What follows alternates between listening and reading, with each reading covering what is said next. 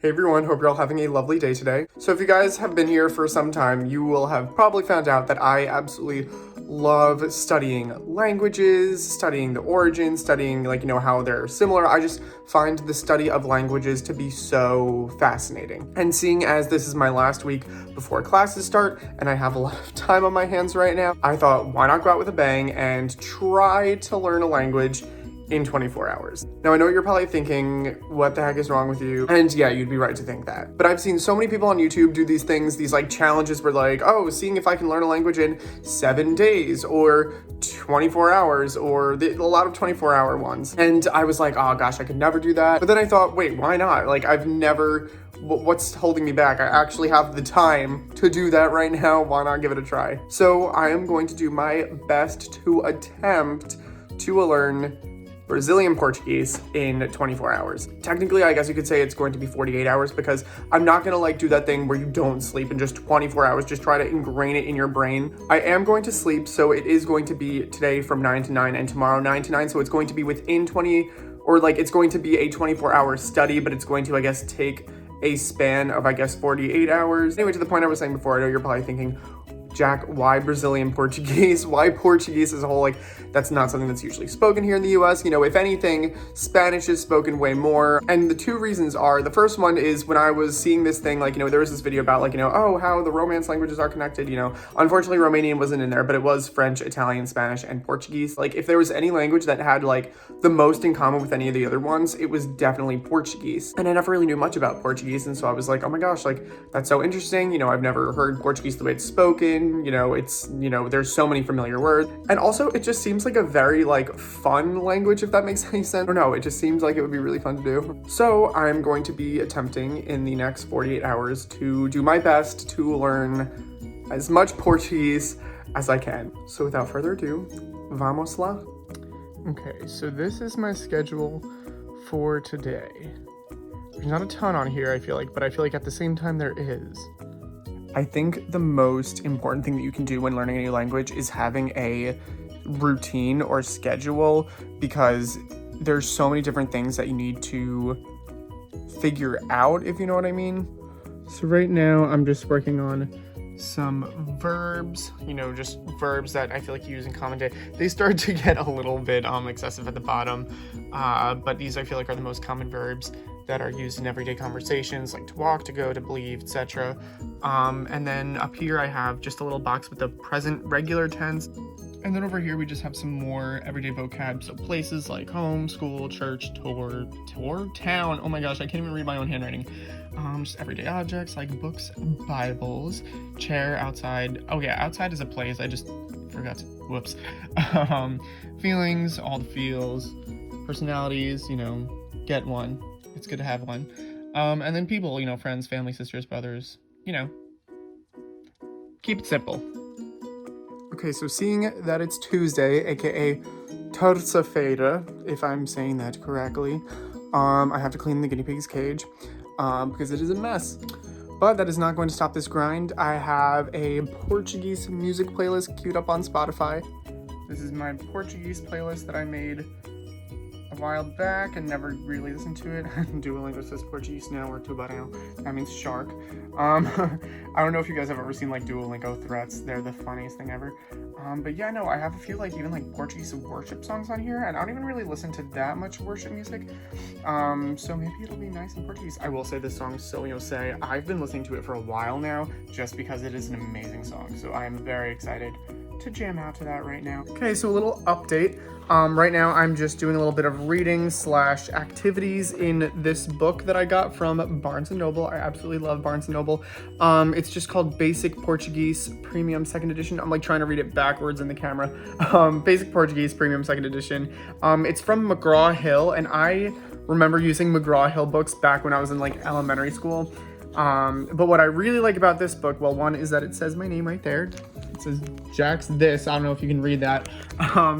But the main reason is obviously Brazilian Portuguese and European Portuguese are very different in the accent, but also some of the vocabulary. There's certain words that they use in Portugal that they don't use in Brazil. Same thing with Brazil and Portugal. For example, cachorro for dog, and then in Portugal it's called cão.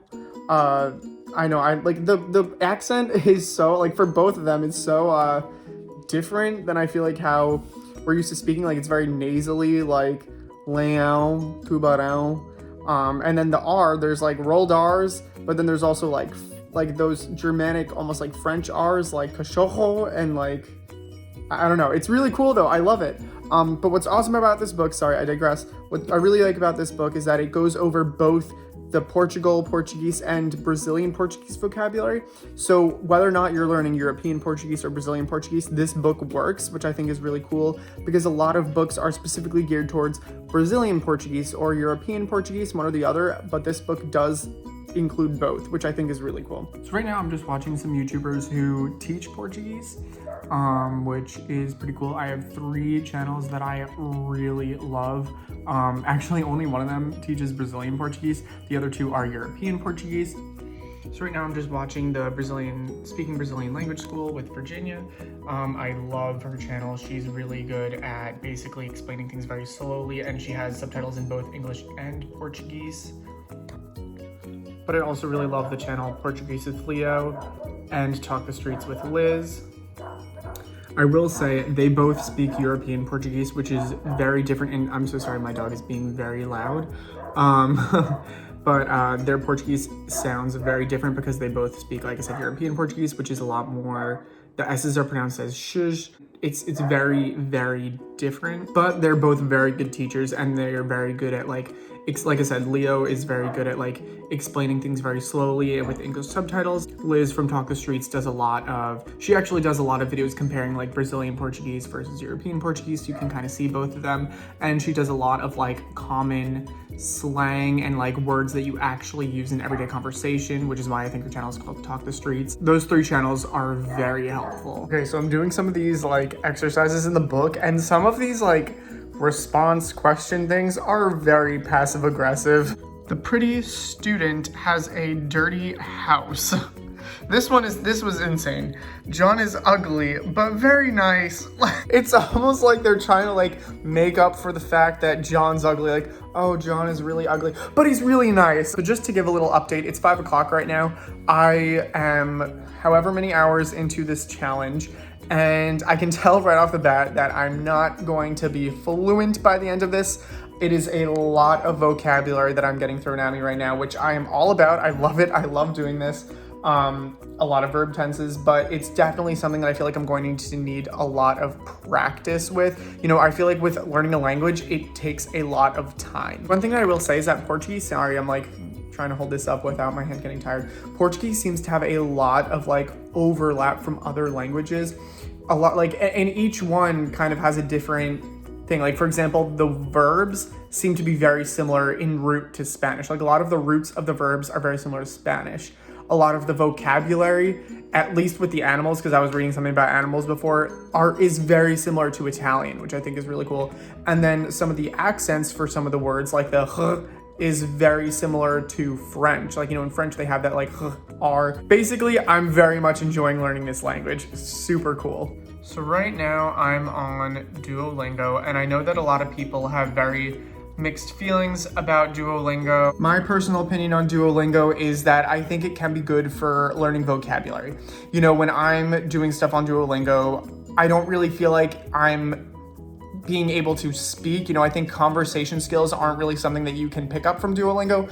However, reading comprehension and vocabulary, I think that you definitely can. You know, Duolingo does a lot of, you know, translating. It's pretty much asking you to translate from English or from Portuguese or whatever language it is that you're learning. It's not restricted to Portuguese, obviously. And it's a lot of vocabulary. They throw a lot of vocabulary at you, which is really good. However, it's not every day that I'll be in a conversation, I'll be talking about, you know, tigre or elefante. You know, those aren't things that come up in everyday conversations. So I think it's very good in terms of learning vocabulary and something that you can kind of do for fun to learn more vocabulary. But in terms of being able to converse with people, I would say maybe not the best. But at the same time, you know, I don't say neglect Duolingo.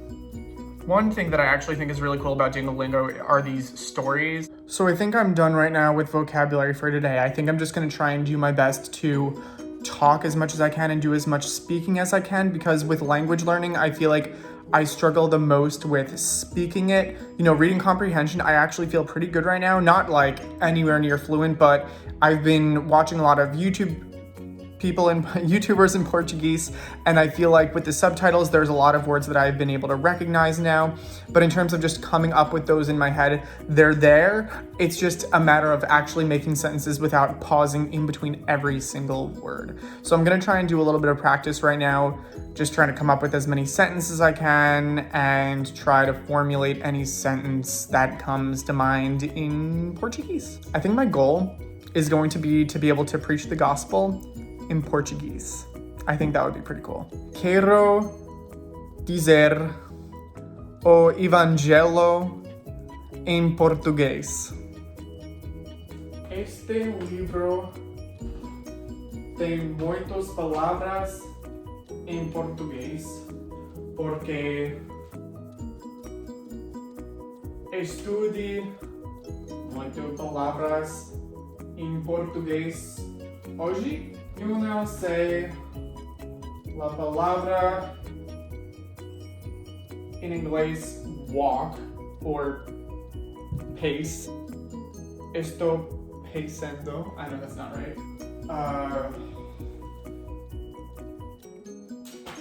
Bom dia a todos, tudo bem? Então, estou a tentar falar em português ao longo do dia.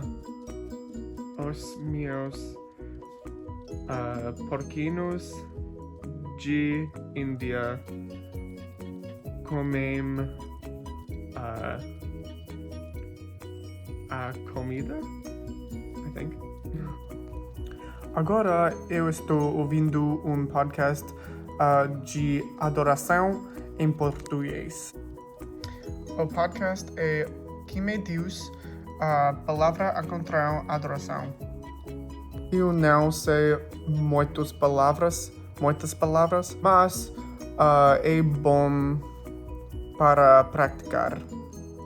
Okay, so for our final update, I wanted to do more videos throughout the day, but the thing is that a lot of what I did today was just a lot of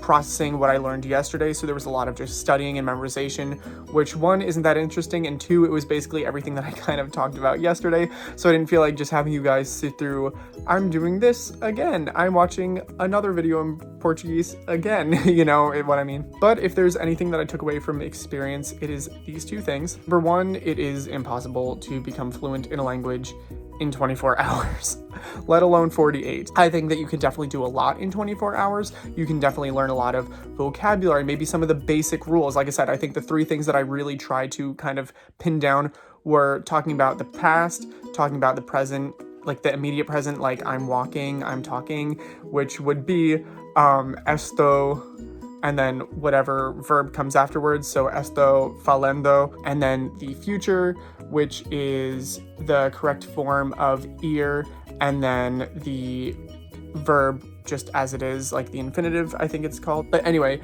that's not the point. The point is that you can definitely learn a lot in 24 hours, but you're not going to become fluent. That definitely takes practice. It takes talking to other people, which I haven't done at all because I don't know any Brazilian Portuguese speakers. If you're someone who speaks Portuguese, definitely let me know in the comments below. Let's talk, let's have a conversation. And the second thing I learned was that Portuguese is an extremely interesting language. I have learned so much just about the history, and it's so interesting, like, you know, learning how different Brazilian Portuguese and Portuguese from Portugal are, and even Angola as well, just through videos.